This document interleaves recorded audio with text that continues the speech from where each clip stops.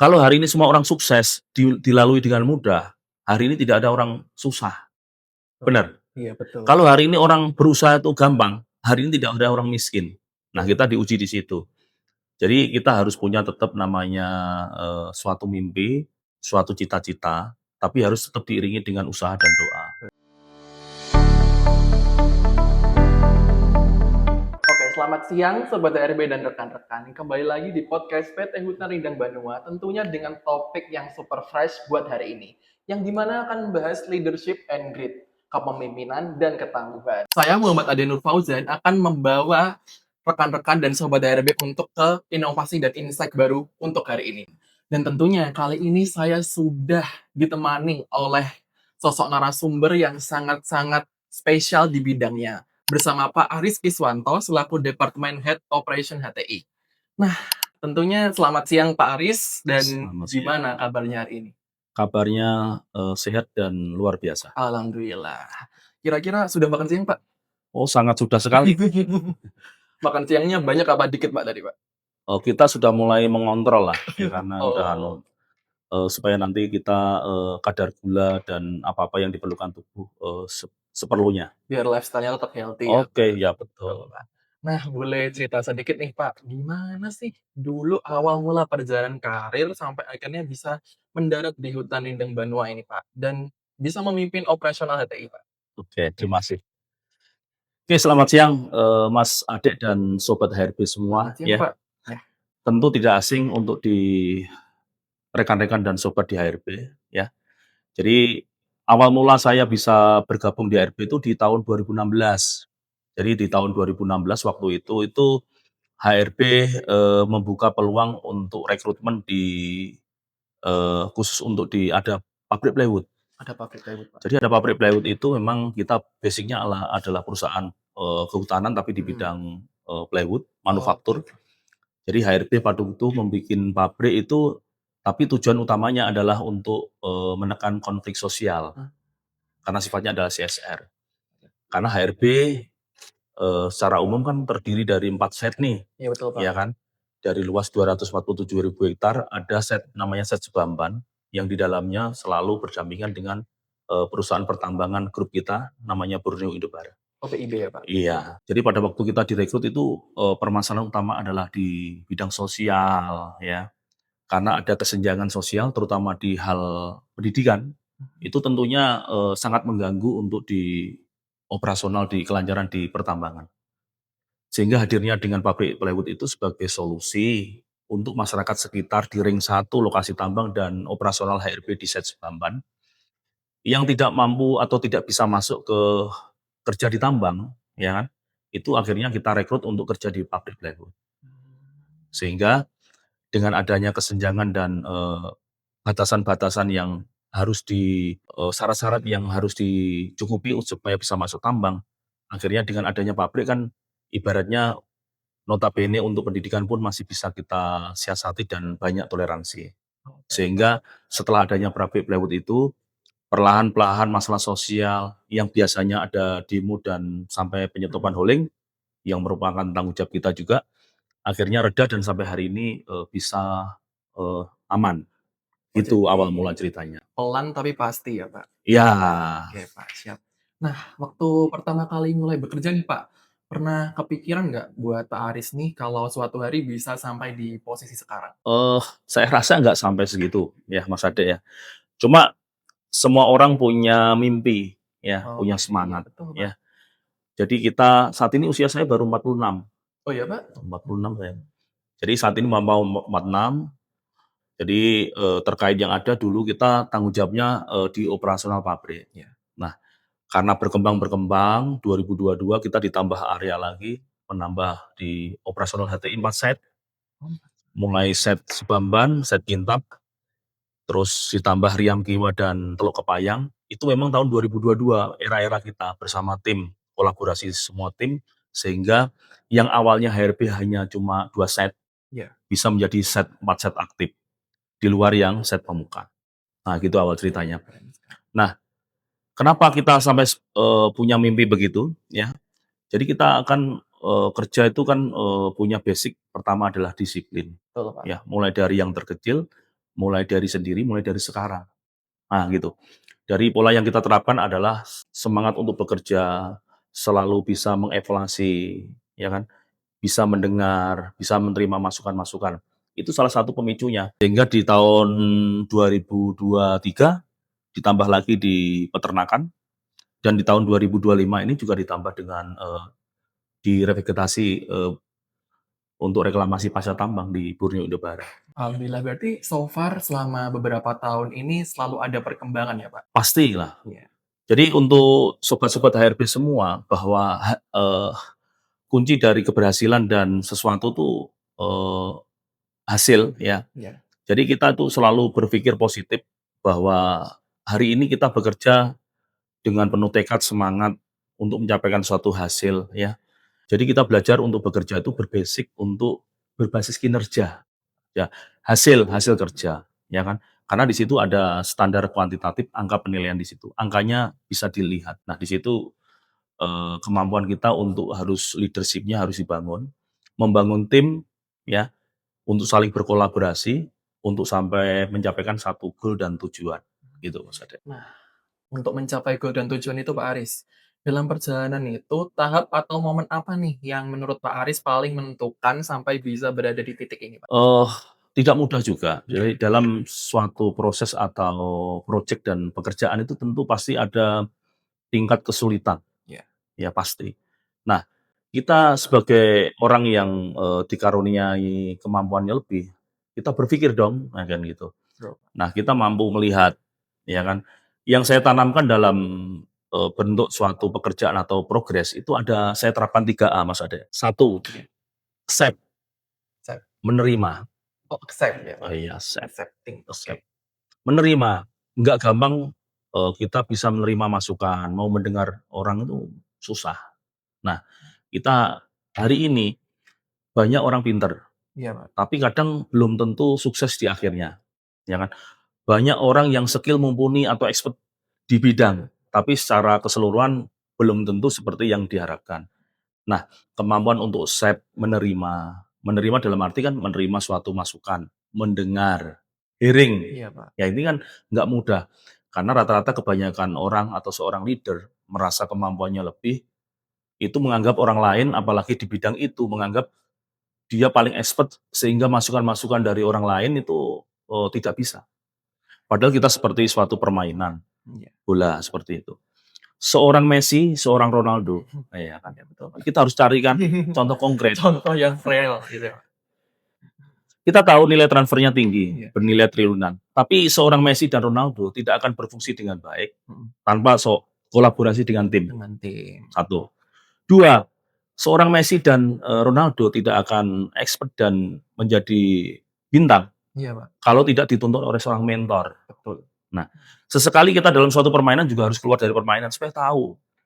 Kadang kita karena disibukkan dalam suatu permasalahan, kita, terlalu sibuk akhirnya kita nggak tahu. Nah, hadirnya orang ini di luar permainan ini, mungkin dia cuma ngasih ide 10%, tapi saat itu kita nggak tahu. Nah, orang inilah, itu fungsinya accept, menerima. Betul, Pak. Nah, ini harus yang kita miliki, karena nggak semua orang bisa mau menerima dan mendengar masukan orang, itu satu. Yang kedua aware. Aware, mengerti. Setelah kita dikasih suatu masukan, ya, dikasih suatu berita atau nasihat, kita mengerti, oh ternyata begini, ya kan. Sesempurnanya orang, sepandai-pandainya orang, pasti ada membutuhkan orang lain. Nah, Betul. dengan adanya accept dan aware mengerti seperti itu, akhirnya kita bisa, memutuskan yang ketiga, untuk poin ketiga, apa? Action, Oh, action. Aksi. tindakan. Nah, gitu. Setelah kita bisa mendengar, menerima, mengerti, ya kan, kita action, ya, tindakan. Nah, baru tindakannya itu kan bisa dievaluasi, hasilnya seperti apa. Kalau sudah tercapai gimana peluangnya supaya achieve melebihi target. Nah, itu peluangnya. 3A, ya. Accept, Accept, aware, aware, action. action. Kalau melihat perjalanan selama ini, siapa sih Pak orang yang sekiranya paling berpengaruh bagi karir Pak Aris saat ini? Apa mungkin atasan, mentor, atau keluarga, atau teman-teman, Pak? Semua berpengaruh menurut saya. Semua ya, Pak? Semua ruang lingkup berpengaruh. Kita kan seperti rantai semua, berpengaruh. Keluarga sangat mendukung. Tim, ya kan, tim juga sangat memberikan peluang untuk mendukung. Karena untuk berkolaborasi, kita sebagai pemikir memberikan suatu keputusan instruksi tanpa tim yang solid, kuat, ya kan, itu juga tidak akan berjalan Tidak dengan ada. baik. Saya juga perlu mentor. Di saat ini di HRB yang saya anggap mentor saya adalah Pak Nur Hadi Purwanto, selaku biohead kita. Jadi beliau menginspirasi, memberikan suatu strategi, mengajari kita planning, ya kan. Jadi kalau Mas Ade bertanya, menurut Pak Aris, siapa yang memberikan peluang atau sampai karir sampai saat ini? Saya katakan semuanya Semuanya. memberikan kontribusi. Jadi semuanya pasti punya titik andil tersendiri ya, Pak? Betul, Oke. Nah, dalam operasional kan, Pak, nah kerjasama itu wajib banget kayak yang Pak Aris tadi bilang, sangat, kolaborasi bersama betul. orang-orang, teman-teman, tim, keluarga gitu ya, Pak. Apa prinsip utama Pak Aris dalam membangun kolaborasi yang kuat di tim itu, Pak? Saya punya quote, Apa ya itu, kan. Pak? Nah ini spontan Boleh nih. di-spill ini, Pak. Kebersamaan adalah tonggak lahirnya kebersamaan menuju kesuksesan. Ini saya ciptakan kata-kata begini, quote yang bagus begini. Karena kita itu dilahirkan dari sesuatu yang berbeda, asal-usul yang berbeda, sehingga Betul. kumpul dalam suatu tim, ya kan. Apalagi HRB ini majemuk, ya kan. Ada yang dari Jawa, ada yang dari Kalimantan, dari Sumatera, dari mana-mana ada, lengkap lah di Semuanya HRB. ada, Wah, Pak. ada ini, ya kan. Satu kepala, rambut sama hitam, hati nggak sama. Untuk Oh, memadukan itulah perlu kebersamaan. Ya, hobi saya ini kan, saya punya hobi ini beda dengan yang lain. apa itu, Pak? Hobi saya itu traveling dan suka makan-makan, Oh, kulineran ya, Pak? kuliner kita itu. Makanya agak gemuk gini ini. Ya itu yang hobi saya. Jadi saya selalu membiasakan dengan tim, mungkin yang selalu berdekatan dan bersentuhan dengan Iya. saya langsung seringkali lah. Karena dalam forum soal kebersamaan makan-makan itu apa, sesuatu yang mau kita rencanakan tuh kadang dengan sendirinya dengan bincang-bincang atau ngobrol tadi, keluar ide-ide itu. Oh iya bener, Itu Pak. yang saya biasakan Sering sampai itu hari ini saya sering ya. terapkan. Kita nih ada masalah nih ya, kita ada kira-kira idenya seperti apa. Nah itu yang kita gali dari mereka. Sehingga harapannya nanti dengan kebersamaan itu, ide-ide bagus dan cemerlang bisa muncul. Karena emang namanya ide bisa muncul di mana saja ya, Pak. Iya, Ini bisa langsung ke grit nih, Pak. Kan tadi soal leadership sudah beberapa dibahas. heeh. Boleh nih nyenggol-nyenggol grit nih, Pak. Nah, banyak orang bilang kunci sukses itu grit atau ketangguhan. Nah, menurut Pak Aris sendiri, arti grit atau ketangguhan dalam dunia operasional HTI itu gimana, Pak? Permasalahan pokok kita di HRB ini kan dengan konsensi yang sangat luas. Iya, Ya, oke. karena HTI HRB ini adalah perusahaan kehutanan untuk terbesar di Kalsel. Jadi untuk di bidang plantation dan HTI, ketangguhan diperlukan karena kita punya kendala masalah itu ada beberapa poin. Yang pertama itu di lahan, Tahan. ya. Karena kewajiban utama dari perusahaan kehutanan itu harus menanam. Tiap tahun kita nanti 10 tahun terakhir ini kita harus menanam mulai dari 1.500, 1.900, 2.000, bahkan sampai tiap tahunnya Iya. 2.700, bayangkan. Artinya di sini kalau tidak ada, eee, ketangguhan dan kolaborasi tim yang kuat, Iya. ini akan berat untuk mencapaikan target ini. Nah, kita harus selalu berpikir, mencari suatu solusi, terobosan, salah satunya dengan sosialisasi, ya kan, Iya.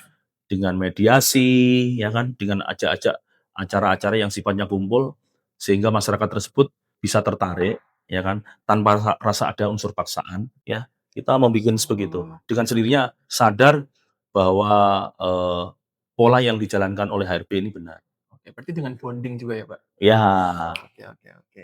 Nah, ada pengalaman yang paling nyata nggak, Pak, saat ketangguhan ini benar-benar diuji, Pak? Kayak di lapangan pasti ada momen yang benar-benar mungkin menguras tenaga atau mental gitu, Pak. wah sangat banyak sekali. Yang pertama ya, tadi kan masih di lahan ya? Iya, Pak. Ya lahan. Jadi lahan ini rata-rata kan kita diokupasi. Iya. Otomatis, kita memegang aturan, Iya. memegang hak izin. Tapi masyarakat selalu berpikir, ini hutan nenek moyang saya yang memiliki. Jadi saya Iya. turun-temurun. Saya beli dari ini, yang toko ini.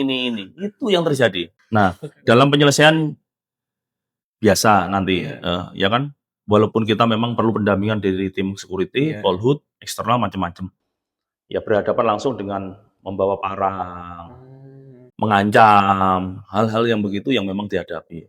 Dan kita juga menyadari begitu, karena dia sudah mengeluarkan biaya, melakukan pembelian terhadap lahan tersebut, sudah dialihfungsikan dari hutan menjadi kebun, tiba-tiba HRB ada dan merasa terganggu. Tapi ya kita itulah bagian dari salah satu ketangguhan-ketangguhan yang memang ujian yang kita jalankan. Nah, mungkin salah satu tekanan yang luar biasa, Pak, dari tekanan lapangan, entah itu cuaca, target produksi, dinamika site, itu kira-kira gimana Pak Aris menjaga konsistensi kerja tetap fokus, Pak, di balik semua tekanan itu, Pak? Jadi bidang kehutanan itu memang beda dengan manufaktur. Bidang kehutanan kita harus mulai memetakan masalah, ya kan? Kita harus memetakan, oh saat ini cuacanya itu akan hujan diperkirakan sekian. Dalam suatu progres harus ada namanya plan, Fine. ya kan? Terus dalam pekerjaannya ada progres, baru kita action. Sehingga kita antara cuaca dengan pada waktu tanam itu bisa seiring. Makanya di sini harus dituntut suatu kepekaan dalam membuat timeline, pola untuk penanaman ini harus mengikuti untuk siklus dan musim. Gitu Mas Ade. Jadi harus ada strukturnya ya, Pak? Betul. Oke, Pak.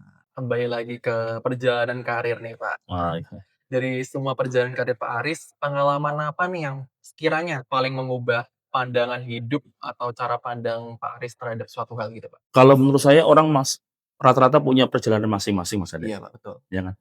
Dulu menganggap saya tuh orang paling tidak berguna dan tidak sukses, ya kan? Karena memang rata-rata di seangkatan kita itu lulus sekolahnya sukses-sukses mereka, ya masuk ke PTN negeri, Iya, masuk sekolah kedinasan, ya kan. Kita nggak bisa seperti itu, sebetulnya secara mental kita tetap down, iya, tapi semangat juang, ya tekad yang kuat, itu yang membuat kita, akhirnya bangkit, ya. Memang orang harus punya mimpi, sehingga kita bisa mem-planning, ya kan? Sehingga terus di samping itu kita harus bisa membaca peluang. Nah, peluang ini nggak akan datang 2 kali. Nah, kadang orang ada peluang, tapi tidak ada keberanian dan kompetensi, sehingga tidak bisa menguasai itu, akhirnya jatuh. Kalau hari ini semua orang sukses, dilalui dengan mudah, hari ini tidak ada orang susah, betul. benar. Iya, betul. Kalau hari ini orang berusaha itu gampang, hari ini tidak ada orang miskin. Nah, kita diuji di situ. Jadi kita harus punya tetap namanya, suatu mimpi, suatu cita-cita, tapi harus tetap diiringi dengan usaha dan doa. Itu Betul. harus seiring sejalan. Wajib. Wajib itu, gitu Mas Ade. Nah, Pak Aris, Hmm, kalau diminta menyebut satu momen yang paling membanggakan dalam karir, hmm, kira-kira apa itu, Pak, dan kenapa? iya. Sebetulnya banyak aja sih. Selama saya bergabung dengan HRB ini, semua momen sangat membanggakan. Cuma memang ada satu ya, Mas Ade ya. Jadi pada waktu ada promosi level, ya jadi kita di situ kan dituntut untuk asesmen, ya kan. Tapi kita bisa lolos dengan nilai yang cukup bagus. Ternyata kita punya standar dan kompetensi yang selama ini mungkin kita terlalu, apa ya, kurang percaya diri gitu ya. Ternyata setelah kita explore, kita berani gitu loh, bisa. Artinya kita mampu bersaing dengan orang lain. Jadi kita tetap percaya nasib, tapi kita harus ada suatu upaya. Perjuangannya ya, Pak? Ya, perjuangan. Jadi kita harus gigih deh itu. Itu hal yang membanggakan bagi saya.